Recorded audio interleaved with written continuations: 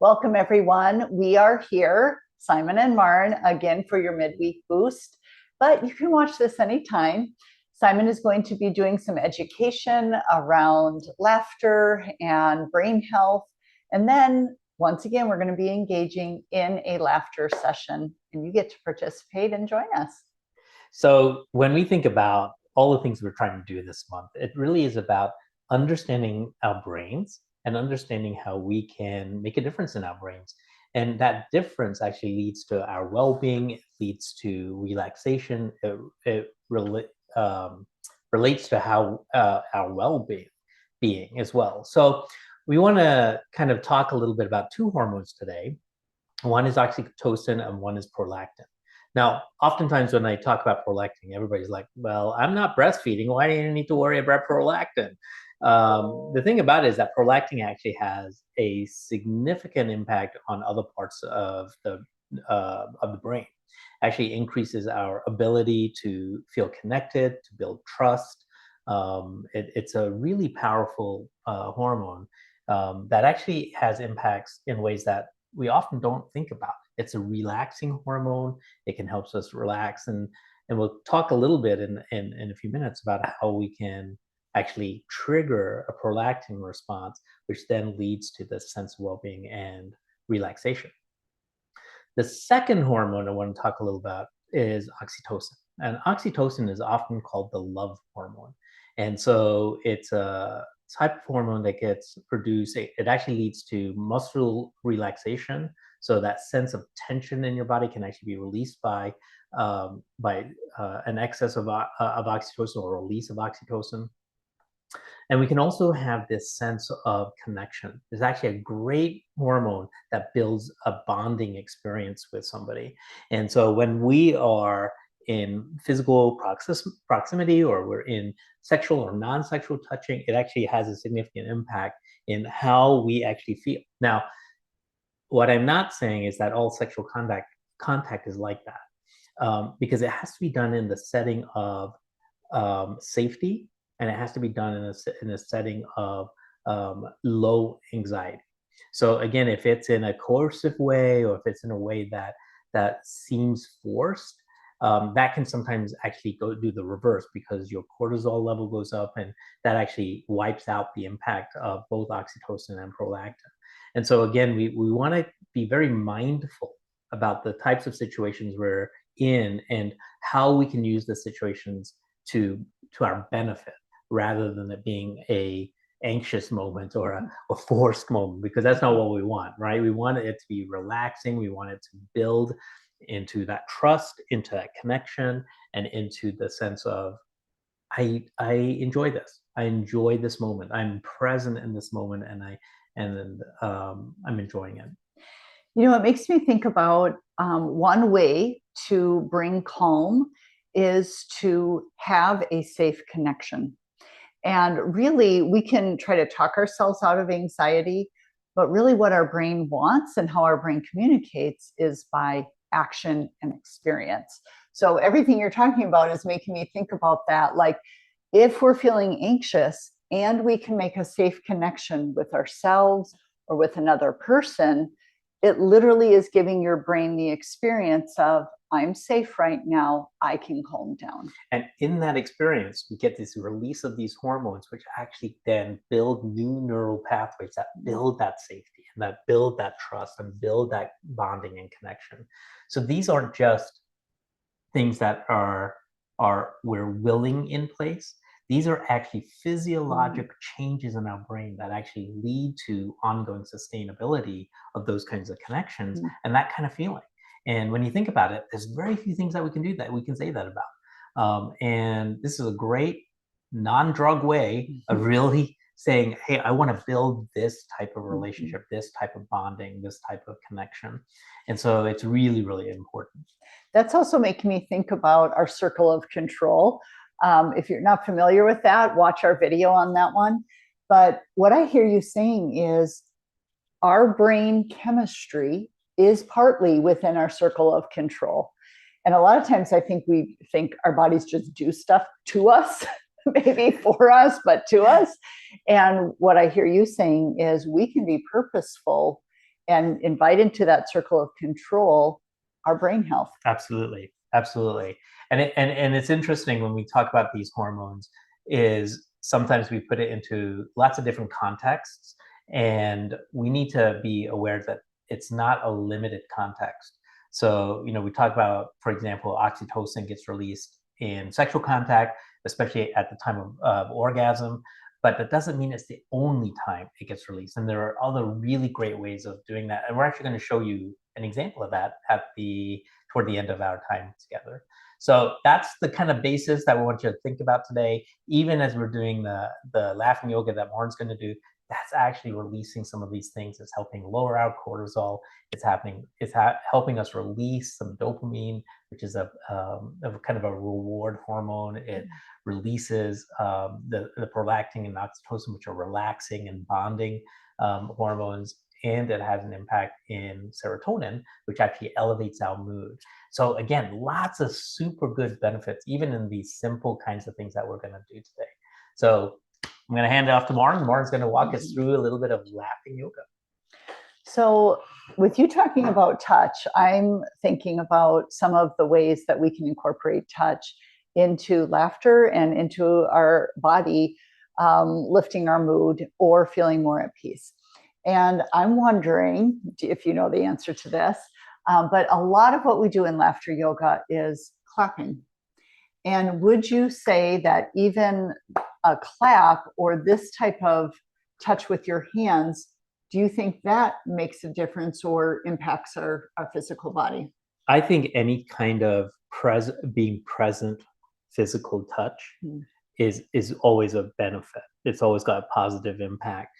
Part of what happens when we touch, right? So if I'm here and I'm relaxed, I'm mindful, and I'm doing touching. I'm touching myself. I'm touching my hands together. There's actually a neurologic reaction. It goes from my fingertips all the way into my spine, up into my brain, down and back. And so there's this whole huge pathway that's being activated. Now the question is it being activated in a fight or flight response? Right? Because if that's the thing and we're feeling this anxiety rise, that's very, very different than if we're in a mindful place. So there are differences in the types of touch we do and why we're doing it. Yeah, that's a great reminder. I'm thinking about how clapping is one way that, like, kindergarten teachers get people's attention, but it's like triggering the kid's brain, like, oh, come back to the moment. Right. Oh, I'm going to say something. It's time to listen. It's really like a signal for the kids' brains to go, oh, I know what's happening. Right. So maybe if the energy is getting too high and the teacher goes into a clapping rhythm, it can help, like, the whole group get back on the same page. And even if you think about that in terms of how do you bring your attention back? What are the things that work for you? Sometimes I know Angela did a candle gazing exercise with us on Monday night's yoga, and just that to bring our attention back. So there are little things that we can do that can just bring our attention back to this moment. Sometimes just gazing at a picture for me, or gazing outside and watching the wind blow is something for me that can really help me kind of center myself and bring my attention back. And I think that's what you're talking about in terms of, that clapping for kids. And that may not be true now as adults, but the question I would pose for you guys and for ourselves is, what is it that's going to bring us back into that moment? Yeah, great question. I like that. All right, so to get started, I'm going to invite you guys to start clapping. And I want you to do like jazz hands and just start clapping. And what I learned in my certification is that there are 39 touch points in our hands when we're clapping like this. Are there a lot of muscles in our hands? A lot of muscles. Okay. So keep clapping as we're talking. And what I want you to recognize in the context of everything Simon's been sharing is that this is going throughout our whole body. We're creating some energy. We're using these 39 touch points. And maybe we're waking up our muscles. We're bringing our attention to the moment. And I want you to stop and just notice the tingling in your hands. And just notice how far down that's gone. To me, I can feel it about here. What about you, Simon? How far can you feel the tingling? I can probably feel it to about here. Yeah. Yeah. Yeah. So if we kept clapping, it would continue to go all the way, like Simon was mentioning, like all the way to the core of our physical body. So that was just a little warm up to tie it all into the touch. So next, what we're going to do is another hand laughing little exercise. And remember, this laughter is intentional. It is not necessarily spontaneous, but as you see us being goofy, it might become spontaneous like this. We can laugh if it feels awkward or if we're kind of embarrassed. So we're inviting you to laugh, whether it's spontaneous or you're really having to make yourself laugh. That's going to be a good benefit for your body and your brain. And I know for me, I do not naturally laugh. And so for me, it is more of a intentional thing I need to do in these moments. Marna has been practicing on me with her laughing yoga, and I find it really awkward. And so you may be feeling that as well, and that's okay. It's okay. And nobody's watching, nobody's judging. Just try and be present and enjoy. Yeah, agreed. Thanks for adding that in. Okay, so what I want you to get your jazz hands again, and I'm going to turn to the side so you can see. But what we're going to do is we're going to do finger laughs.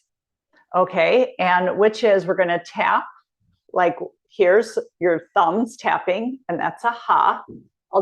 I'll explain it. You can kind of warm up. The next one is ha ha. Next one, ha ha ha. And we're going to go through all of our fingers, and then we're going to speed it up. Okay, so I think, yeah, here, you can see it if I do it this way. All right, so I want you guys to laugh, ha ha, with me. All right, so ha, ha, ha, ha, ha, ha, ha, ha, ha, ha, ha, ha, ha, ha, ha. Okay, a little bit faster. Ha, ha, ha, ha, ha, ha, ha, ha, ha, ha, ha, ha, ha, ha, ha. Okay, can we do it a little faster? Oh my God. We're gonna try. Ha, ha, ha, ha, ha, ha, ha, ha, ha, ha, ha, ha, ha, ha. Keep going. Keep going.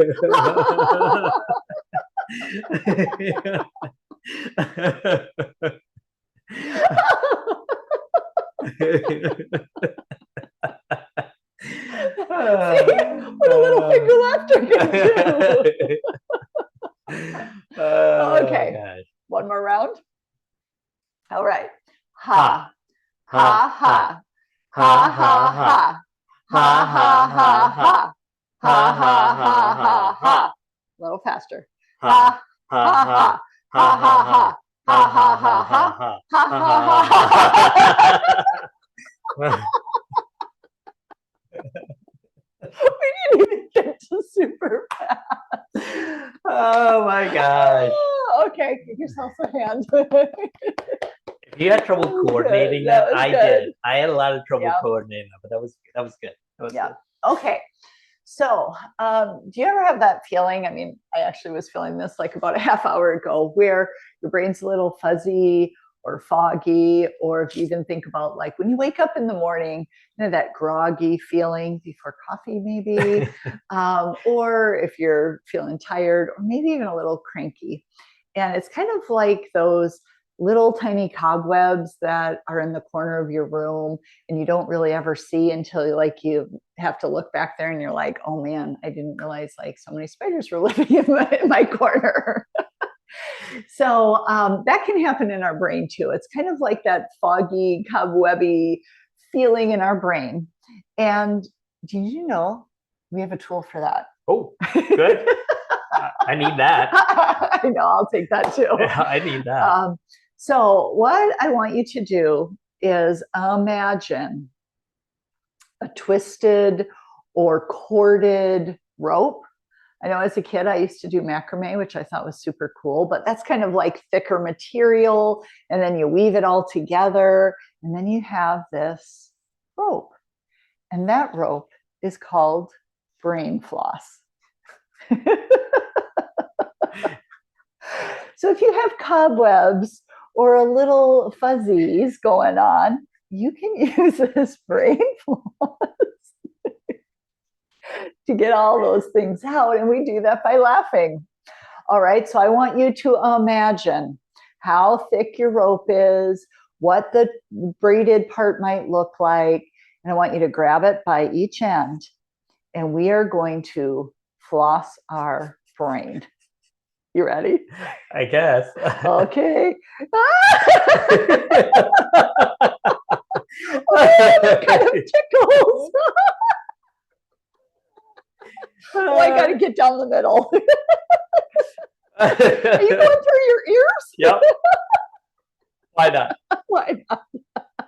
And now, God, don't forget the back of your head. Floss all those crevices, sideways, diagonal. Oh, that was a ticklish spot. Oh, I forgot up here. Yeah. How you doing? Oh, great. This is great. It's just awesome. Does your brain feel clean? It feels something. It feels something. It feels something. All righty. Okay. There's another one I just want to do. I don't know if this actually has to do so much with touching, but you can. And this is going to be zipper smile ups. Okay. So we're going to look at the screen. If you're doing this with someone, you can turn and face them. But we're going to smile at each other a couple different times. But it's not just smile and release. What we're going to do is we're going to unzip our smile, like our mouth has a zipper. And there's different ways it can go. It can go this direction, you know, like we're going to get really big zippers going here. So are you ready to unzip your smile? Sure. Sure. All right. All right, here we go. Here we go. So the first one, I want you to start from your left and unzip to the right. And zip it closed. Let's do it again. And zip it closed. I think we need to go the other direction now.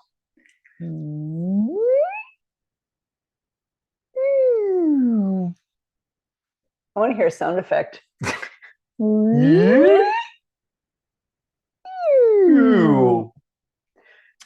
Are you going again? Yep. Your mouth's already open.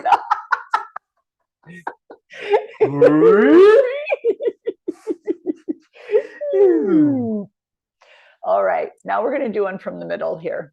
Okay. I'm not smiling. One more. Now I really want you to go ear to ear. Big as unzip as you can.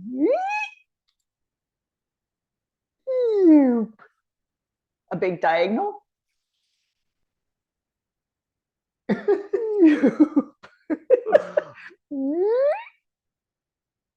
But my mind doesn't move that way.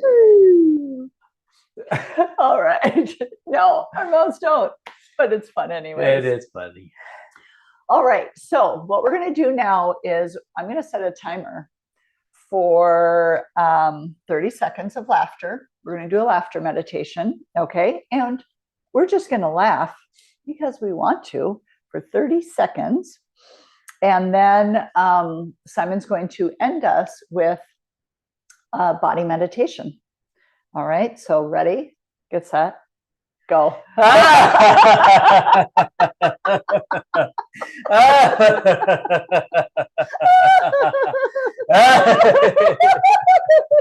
You're the board. Oh yeah. Oh God. It's not over yet. Keep breathing. You got it. Oh, man. Whew. Okay. All righty. Hope that felt good. Okay. Wow. That was kind of a laughing time. That was good. That was good. Thank you for that. You're I appreciate welcome. that. Okay, so we're going to kind of transition into something that, again, is going to release some of that oxytocin and prolactin in your body. And it's going to be something that you can do by yourself. You can do it with somebody else. But if you want to do it by yourself, and we're going to do it individually, just so you get a sense of it, is we want you to close your eyes. And I want you to take a slow, deep breath.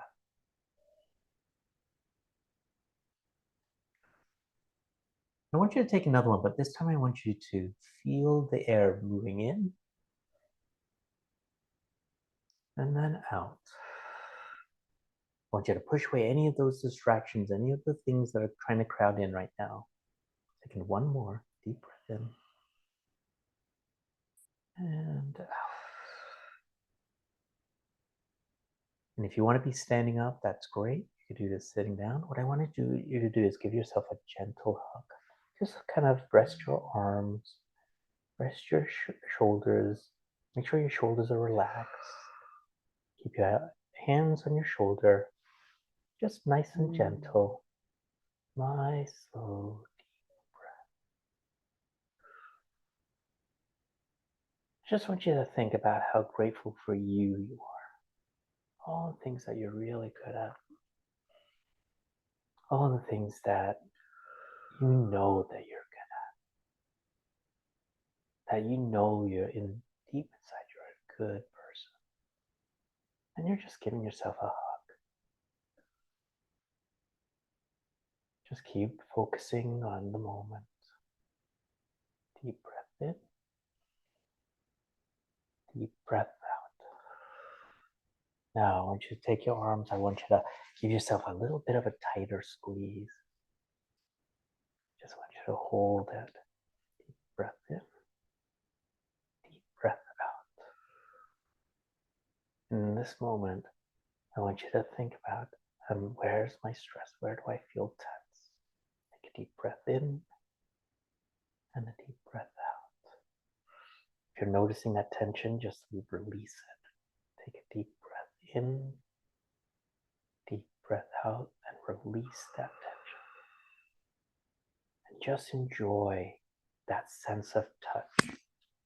Deep breath in, deep breath out. On this next deep breath in, just imagine, just sense your fingertips on your body, on your shoulder, on your arm. How does it feel like? Do you feel the light pressure? Is it a hard pressure? Deep breath in, deep breath out. Just tell yourself how much you love yourself in this moment. Deep breath in, deep breath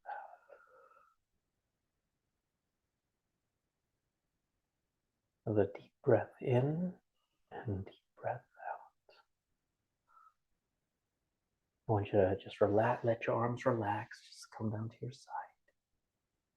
Open your eyes. I want you to take one more deep breath in and a deep breath out. I want you to do a body scan here. Feel a little calmer, a little bit more relaxed.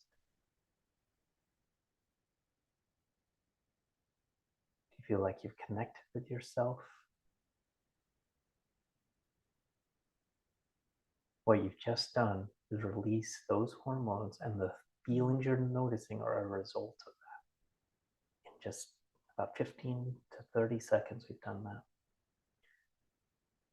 I hope that was helpful.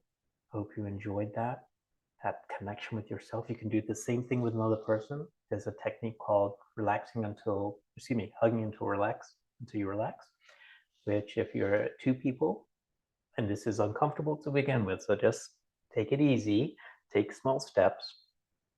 You hold on to each other without leaning into each other. You're just holding, you're both straight and on your own strength. and you're holding and hugging. And in that moment, just keep hugging until you feel some of that tension release.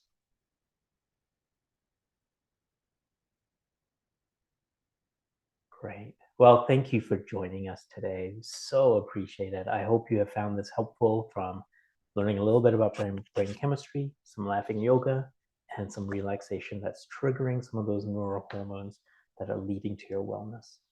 And if you want to join us live, reach out and we'll send you the link. Take care. Have a great day.